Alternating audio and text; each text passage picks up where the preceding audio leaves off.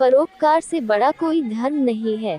रात तकरीबन 9 बजे दफ्तर से लौटने के क्रम में प्रफुल्ल बाबू की चमचमाती मर्सिडीज कार जैसे ही उनके घर के मुख्य फाटक में घुसी, ड्यूटी पर तैनात सुरक्षाकर्मी तेजी से दौड़कर उनके पास पहुंचा और उन्हें सैल्यूट करते हुए कहा, साहब, एक महिला आपके लिए लिखी गई किसी व्यक्ति की एक चिट्ठी लेकर न जाने कब से यहाँ भटक रही है और बार बार आपसे मिलने का अनुरोध कर रही है।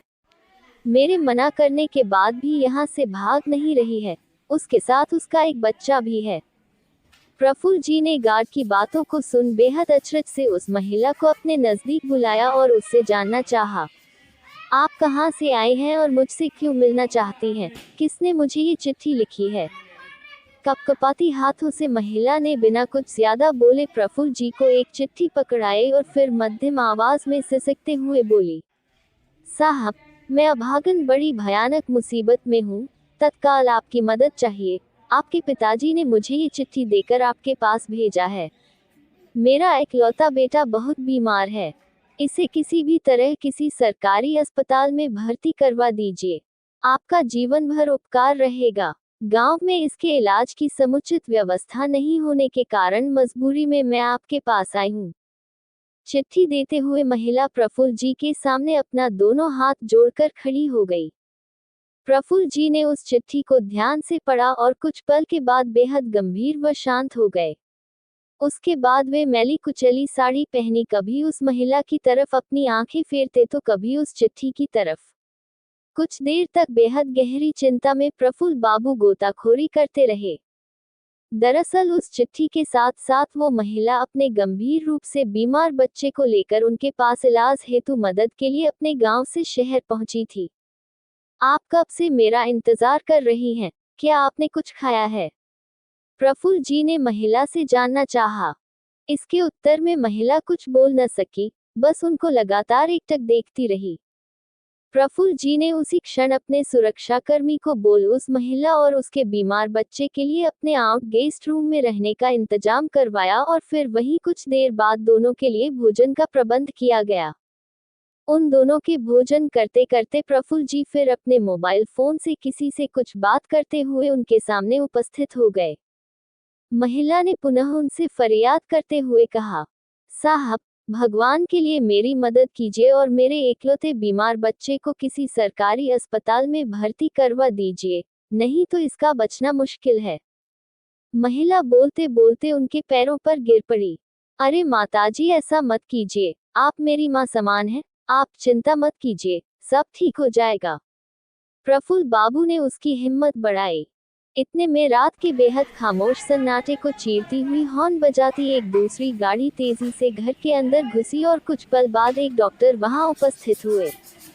आए डॉक्टर साहब, ये बच्चा बीमार है, इसको जरा बेहद गंभीरता से पड़ताल कर इसका इलाज कीजिए, प्रफुल्ल जी ने कहा।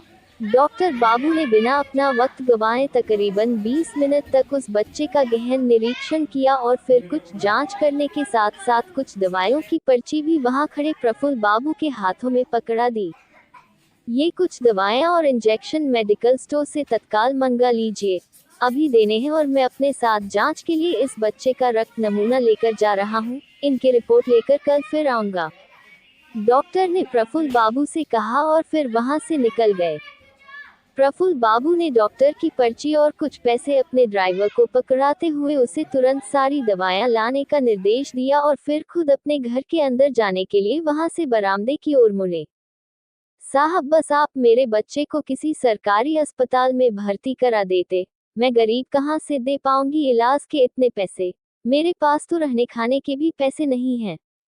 महिला गिड़गिड़ाए, माता जी, बस आप निश्चिंत रहें और जाकर आराम करें, रात बहुत हो चुकी है। इतना कहकर प्रफुल्ल बाबू वहां से निकल अपने घर के अंदर प्रवेश कर गए। सुबह डॉक्टर बाबू बच्चे के तमाम रिपोर्ट के साथ फिर हाजिर हुए और उसे 1-2 इंजेक्शन तथा कुछ दवाएं दी। अपने दफ्तर जाने से ठीक पहले प्रफुल्ल बाबू ने भी बीमार बच्चे के साथ साथ उस महिला का अच्छी तरह से खैर मकदम लिया और सबको उन दोनों का बेहतर ख्याल रखने के लिए निर्देशित कर वहां से निकल गए। प्रफुल्ल बाबू एक निजी दूरसंचार कंपनी में बड़े ओहदे पर कार्यरत थे।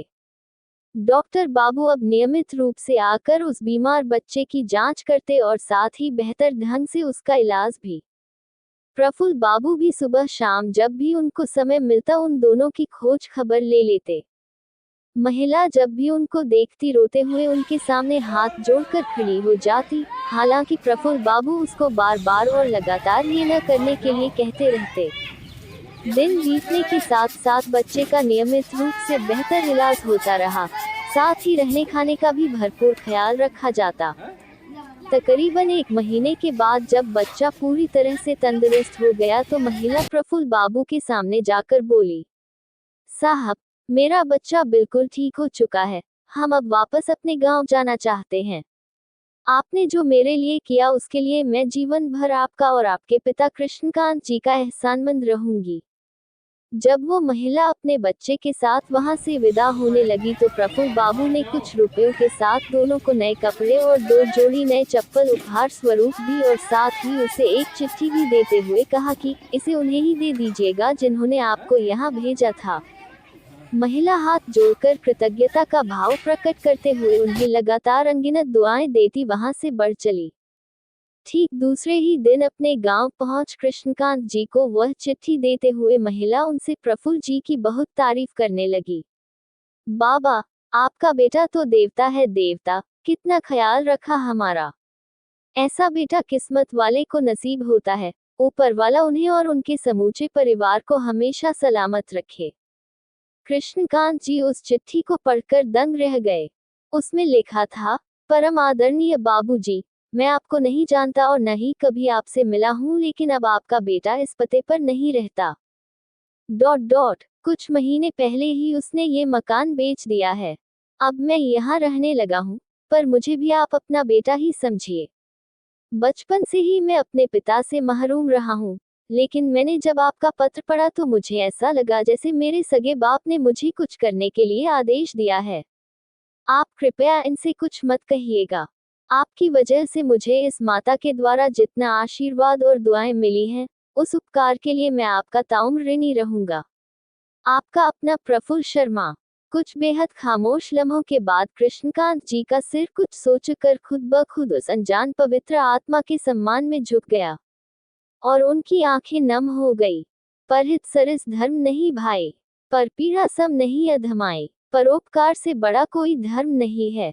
गोस्वामी तुलसीदास जी।